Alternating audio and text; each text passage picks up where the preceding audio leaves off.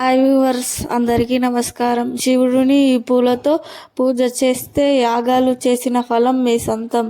శివరాత్రి రోజు సృష్టి కాలయకారుడు దేశవ్యాప్తంగా శివాలయాలు శివ నామస్మరణతో మారుమోగుతాయి. ఏటా మహాశివరాత్రి చంద్రున ఫిబ్రవరి 13 లేదా 14 తేదీన వస్తుంది. అధిక మాసం కారణంగా ఈసారి మార్చి 8న పండుగ వస్తుంది. అధిక కారణం ఈ ఏడాది మార్చి 8న జరుపుకుంటున్నారు. మహాశివరాత్రి నాడు శివుని ఆశీర్వాదం కోసం పువ్వులతో సమర్పించడం ఆయన పూజ ఆనందంగా సాగాలి అంటే మహాశివరాత్రి నాడు పూజల్లో కొన్ని ప్రత్యేక పువ్వులను వినియోగించాలి. ప్రత్యేక పువ్వులు, వాటి ప్రయోజనాలు ఏమిటో మనం ఇప్పుడు ఈ వీడియోలో తెలుసుకుందాం. మంచి సువాసన వెదజల్లుతుంది. ప్రేమ, స్వచ్ఛత ప్రతీక. ఆర్థిక సమస్యలతో సతమవుతున్న వారికి మహాశివరాత్రి రోజు బూస్లీ పువ్వులను సమర్పిస్తే ప్రయోజనం ఉంటుంది. మొత్తం ఫేస్ తెలుగు పడుతుంది. డబ్బు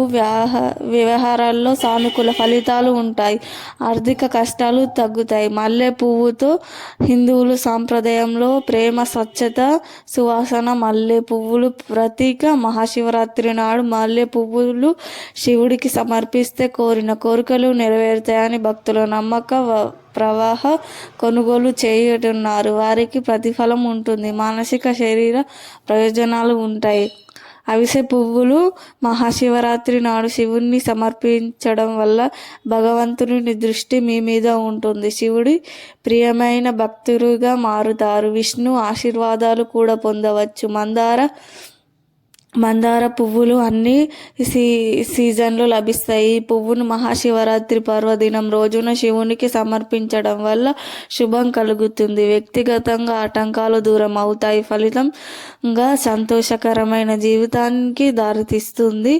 ఈ విషమ పువ్వు శివుడితో పాటు గణేశుడికి క్షమాపాల ఉండాలంటే ఎంతో కష్టం. శివరాత్రి రోజు ఈ పువ్వులతో పూజ చేస్తే శివుని ఆశీర్వాదాలు పొందవచ్చు. ఆర్థిక సమస్యలు, వ్యాధుల నుంచి ఉపశమనం పొందవచ్చు. దైవానుగ్రహం కూడా పొందేయాలనుకునేవారు ఈ పువ్వులతో సమర్పించాలి శివుడిని.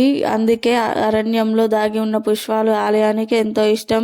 మోదుగ వంటి తామర, తుమ్మెద, ఉత్తరేణి, ఈ జిల్లేడి, గన్నేరు, పొడగంటి వంటి పూలతో శివుని పూజించవచ్చు. శివుడికి ప్రార్థిస్తే, ఆవుని దానం చేస్తే ఎలాంటి ఫలితం అది దక్కుతుంది అని పురాణాలు చెబుతున్నాయి. కైలాస ప్రాప్తి కలుగుతుంది అని భక్తుల నమ్మకం. ఈ వీడియో నచ్చితే లైక్ చేయండి, షేర్ చేయండి.